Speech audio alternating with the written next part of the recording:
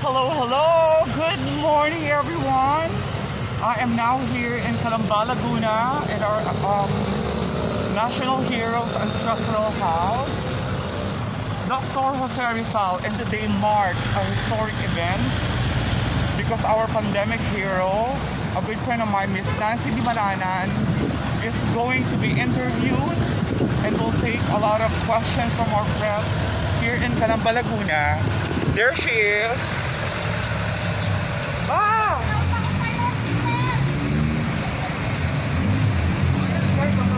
Hi, JR! Ang ganda mo! Say hi to us, Miss Nancy, our pandemic hero. Mamaya picture tayo! Kurt, ang sister ni Miss Nancy, Ate Beth. Hello! And JR, hello JR, kawai. Happy Tuesday, Dabarkas. We are now here at Calamba, Laguna at the house of Dr. Jose Rizal because today marks the day of the new beginning because our pandemic hero, which is a good friend of mine, Miss Nancy, is going to have a photo shoot here and her interview and press conference. Tara na, ipapakilala ko sa iyo ang gumawa ng gown ni Miss Nancy, which is a good friend of mine also, Miss Lani Liwag. Outfit of the day.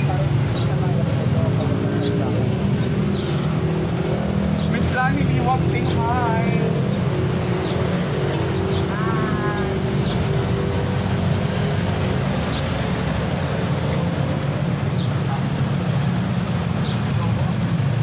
Love it.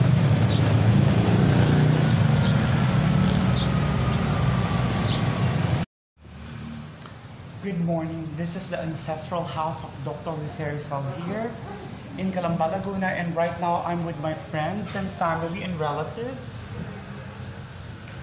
We are taking part of this very historic day, which is the interview of Miss Nancy Dimaranan, our pandemic hero, here, which is a very happy because this is the house of our national hero. Right now, I'm with the designer, Miss Lani Liwag, and Miss Marigona. Marigona, what can you say about this very momentous event? Hi guys, before I start, I just want to say good morning and good night to our subscribers.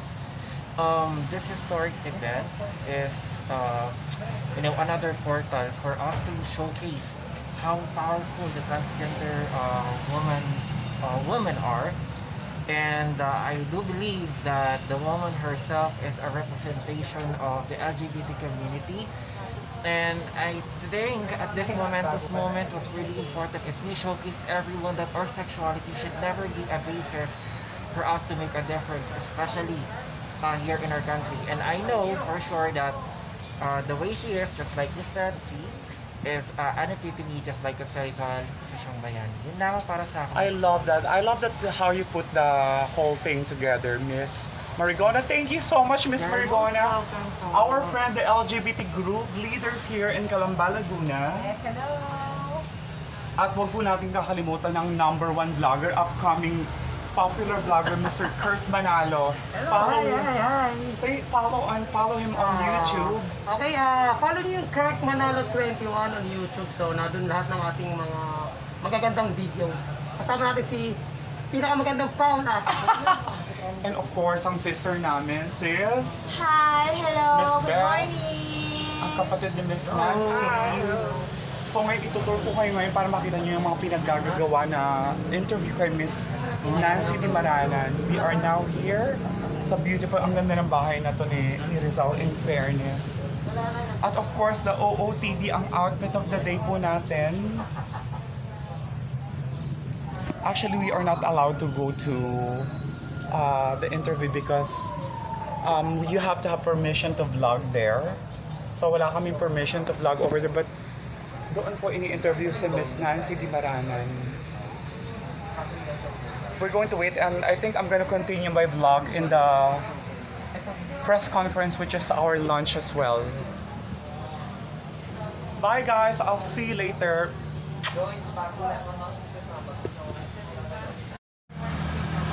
there are so much history written all over the structure. Actually, we are now here in the traditional Filipino toilet, which is called palikuran. So, sis, paki-explain mo, ang mga mayayaman daw noon. Wait, I'll show you first. Ito yung toilet nila, ng mga mayayaman nun. At ito yung tubigan nila. Ito naman daw yung tubigan nila. Sis, can we explain why? Ito yung kanilang pinaglalagyan ng tubig na ilumi. Kung minsan ginagawa na rin nilang panghugas ng pinggan. Para na rin sa CR. True, okay. So bakit nung araw pa pala ay nakaupo na nung araw? Akala ko nun kasi ang mga Pilipino ay talagang number 1 nakatingkayan lang. Ayun yung normal nilang ginagawa dati pa. Oo. Na talagang kahit babae, lalaki, dyan sila mag-CR. Oo, so ang mga dalaga bawal yung parang nakaupo lang sa lupa. So dapat dito talaga. So ang mga Pilipino pala nung araw pa ay bawal lang nakaupo sa lupa daw. Lalo na mga dalagaan, baka raw kagatin ng langgam. Tapos ito yung balon, yung pinagkukuha na ng tubig. So dito, yung tubigan nila nandito. Tapos eto ang balon. So dito sila kukuha. This is where they will get the water. Even in the early days. So the rich people have a well, their own well. They dwell on the water there and they will bring here. This is where they stock all the water for future uses. So water station, kumbaga ngayon, ito ang water station nila and they will use here. Unfortunately, they don't have the bath where they take shower. Siguro normally nasa loob ng bahay yung sis, no? So yung yung liguan is nasa loob ng bahay siya, ng mga rikakang. Kumbaga ngayon is rikakang na tong bahay na to. Bawal kasi sa Lubesayo. Oo nga, bawal. Buti na lang nakapag-vlog ako. And also, look at the whole area. The whole area, most of the houses is ancestral as well. This is actually very, very historic place. Parang it brings me to the old times before, no? No, at Mama Nancy Di Marañas.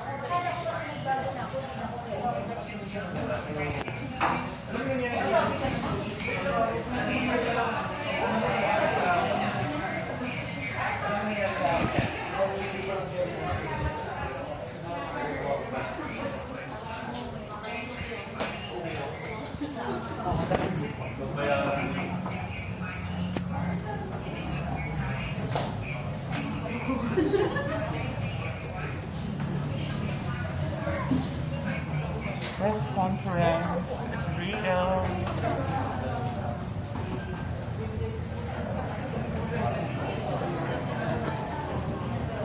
Hi. Hello. Press conference today for Connecticut Live. And this is the food we have here today. Hello po.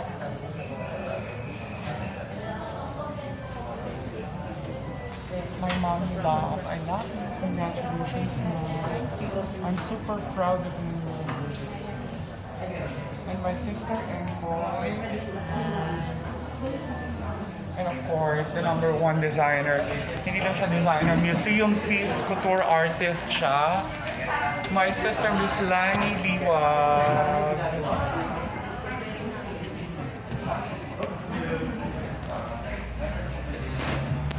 Aming permit ang Pandemic Hero Foundation Incorporated. At ang lahat po ng itinutulong ko po since then, hindi lang po sa bayan ng Calamba City, sa buong Pilipinas, and even in abroad, mga OFW, humingi po sa akin ng pamasahe sa ng ticket, ay tumutulong din po ako. At ang itinutulong ko po dito ay dugo at pawis ko, at dugo at pawis ng aking partner. At wala po akong hinihingi po natin, basta po makatulong po ako sa mga nangangailangan. That makes me very happy.